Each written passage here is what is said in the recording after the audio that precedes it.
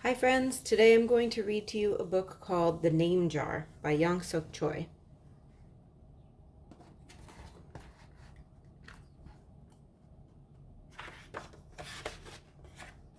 I'll show you the title page.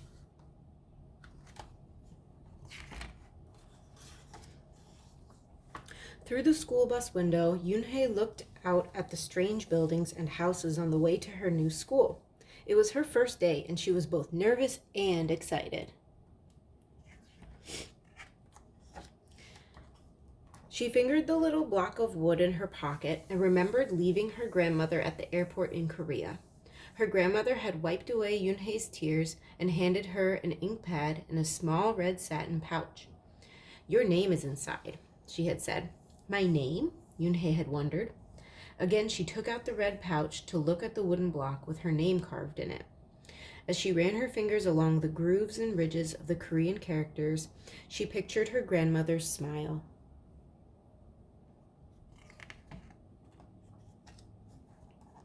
"Is that thing for show and tell?" a boy asked Unhei, surprising her. Unhei looked up as more kids leaned over. "No, it's mine," Unhei answered, quickly putting the pouch back in her pocket. "Are you new here? What's your name?" a girl asked. "Yoonhae," said Yoonhae. "Unhei?" the girl asked, scrunching up her face. Unhei, some kids chanted. No, Yoonhae corrected. It's spelled Unhei. It's pronounced Yoonhae. "Oh, it's Yoonhae," the boy said. "Like you, hey. What about hey, you?" Just then the bus pulled up to the school and the doors opened. Yoonhae hurried to get off. "Yoonhae, bye-bye," the kids yelled as she left. Yoonhae felt herself blush.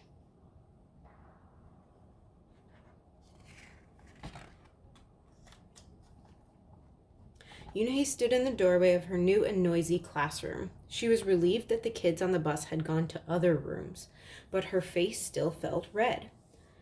"Aren't you going in?" asked a curly-haired boy with lots of dots on his face. "You're the new girl, right?" he asked cheerfully. Yoonhae nodded, and before she could walk away, the boy took her hand and pulled her through the door.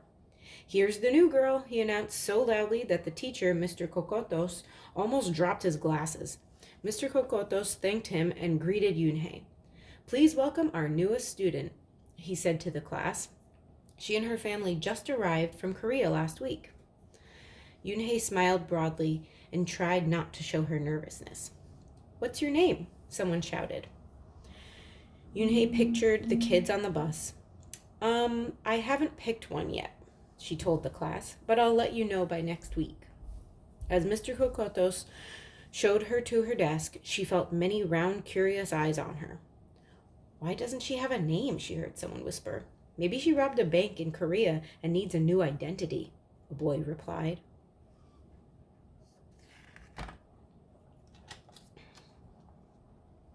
On the bus home, nobody teased her, but Yoonhae kept thinking about her name. "How was school, Yoonhae?" her mother asked when she walked in. "Did you understand the teacher?" Yoonhae simply nodded. She unpacked her school bag and set the red pouch by the photograph of her grandma. "I'm glad you are learning English well," her mother said.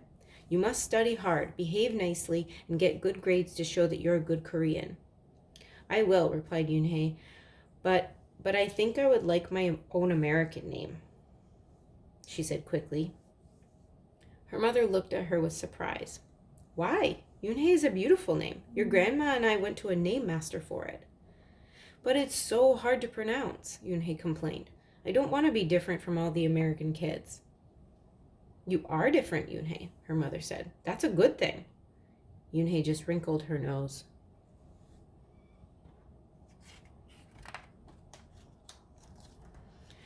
Later that day, Yoonhae and her mother went grocery shopping in their new neighborhood. They passed Fadil's Falafel, Tony's Pizza, and Dot's Deli. A big graffiti-painted garbage truck roared like a lion as it took off down the street. Nothing sounded or looked familiar until they got to Kim's Market. The sign was in both English and Korean. Her mother picked up cabbage to make kimchi, Korean-style spicy pickled cabbage, and other vegetables and meat. She also found some seaweed, Yoonhae's favorite, for soup. It made Yoonhae smile. Just because we moved to America, her mother said, doesn't mean we stop eating Korean food.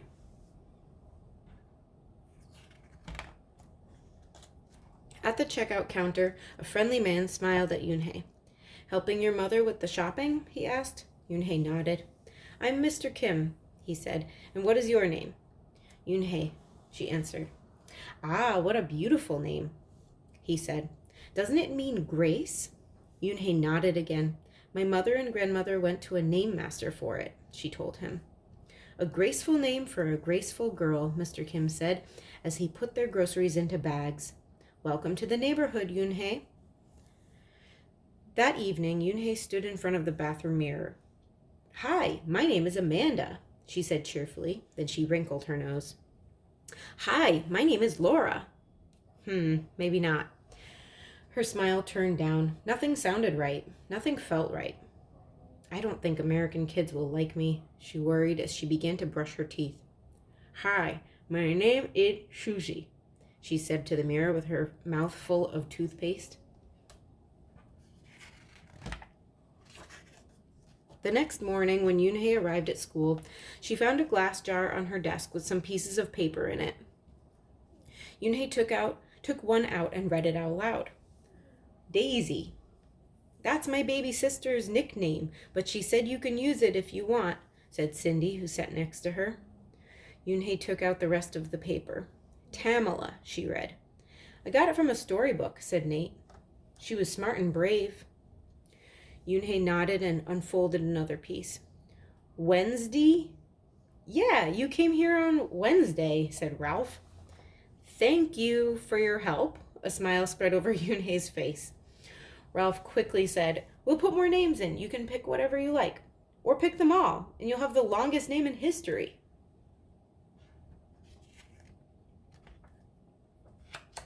At 3 o'clock, the bell rang for the end of the school day. Yoonhae looked out the window and saw it was sprinkling. It's the same rain, she thought, but in a different place. She watched other kids leaving in groups. Hey, a familiar voice called out to her. Yoonhae turned around to see the curly-haired boy again. I'm Joey, he said. And you? Don't you have any name? Yoonhae thought for a moment. Well, I can show you, she said, and took out the small red pouch. She pressed the wooden block on the ink pad and then stamped it on a piece of paper. This is my name stamp, she said. My grandma gave it to me. In Korea, I can use it as a signature when I open a bank account or write a letter. And whenever I miss my grandma, I use it to fill a piece of paper. Want to try it? She offered the stamp to Joey, and he carefully inked the stamp and pressed it hard on the paper. The red characters gleamed against the whiteness.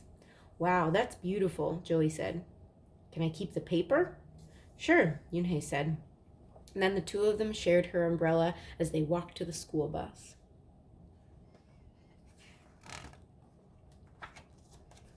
Every day, the jar got fuller with more names, and Yoonhae read them all. She found a few names she liked. Miranda, Stella, Avery. They sounded interesting.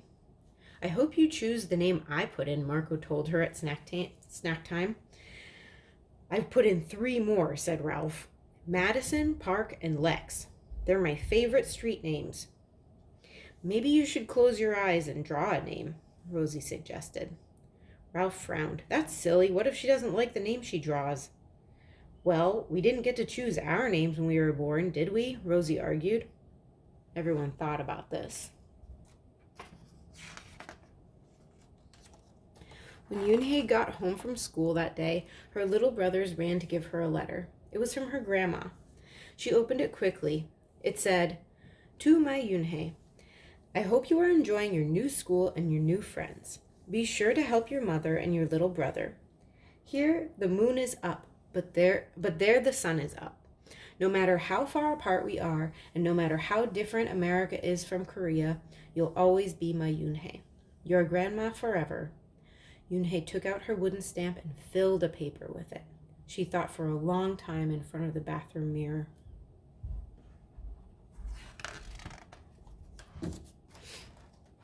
On Saturday, Yoonhae walked to Mr. Kim's store.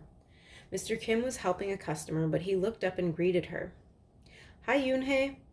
Hello, Mr. Kim, Yoonhae replied. She felt as if she were back in her old neighborhood in Korea. Hey, said the customer, turning around. It was Joey. Your name is Yoonhee? He said to her with his eyes open wide. Yoonhae looked quickly at Mr. Kim, then turned to Joey. She nodded slowly. Yes, it's pronounced Yoonhae. And it means grace, Mr. Kim added. Yoonhae, Joey said slowly, and this time perfectly. Yoonhae. It made Yoonhae smile. I'll have it ready for you tomorrow, said Mr. Kim to Joey. Thank you, Mr. Kim. See you Monday, Yoonhae, Joey said to her. He left before he could ask him why he was at the store.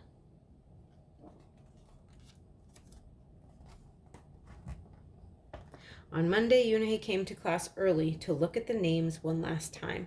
But the jar wasn't on her desk. Instead, there was a single piece of paper with a name on it. Yoonhae slipped it in her pocket. Where's your name jar? Ralph asked as soon as he saw it was gone. I don't know, Yoonhae said. It wasn't on Mr. Kokoto's desk or on any other desk, and it wasn't on the counters or any of the shelves. As other kids arrived, they helped look. Soon Mr. Kokotos came in and Ralph shouted at him, The name jar is gone! The jar with all the names in it! Gone, Mr. Kokotos replied. With a look of concern, he asked Yoonhae, Did you get a chance to read all the names? Yoonhae nodded. She took a breath. I'm ready to introduce myself, she said.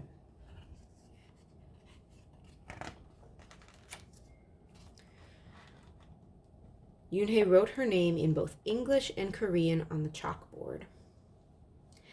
I liked the beautiful names and funny names you thought of for me, she told the class, but I realized that I liked my name best, so I chose it again. Korean names mean something. Yoonhae means grace.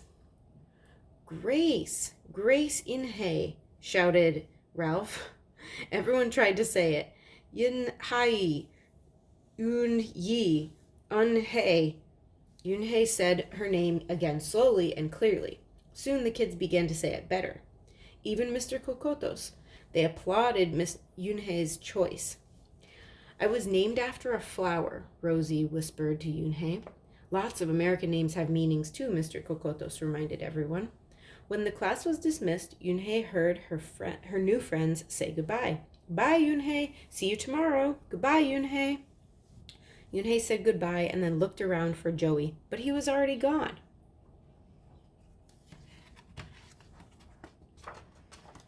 Yoonhae, come downstairs. Mother called up to Yoonhae. Your friend is here. Yoonhae rushed down to see who she meant. There stood Joey, and in his arms was the name jar. Where did you find it? Asked Yoonhae breathlessly. Joey looked embarrassed. Well, I took it, but only because I wanted you to keep your own name, and you did. He reached in and pulled out the names. Do you want to keep them? He asked. Thank you. I'll keep them as a souvenir, Yoonhae said happily. Then she pulled out the piece of paper from her pocket. Do you want this back? Joey grinned. You can keep it. I'll return the name jar to the class. Maybe you could put some Korean nicknames in it for us. Names with good meanings. I could do that, agreed Yoonhae. I've already got a Korean nickname, Joey said. Mr. Kim helped me choose it. Carefully, he pulled a small silver felt pouch from his pocket. Then he took out a dark wooden stamp with beautiful Korean characters carved sharply into it. He pressed it on the ink pad and then on the piece of paper next to her name. Chinku, read Yoonhae. That means friend. And Chinku smiled back. That's the end.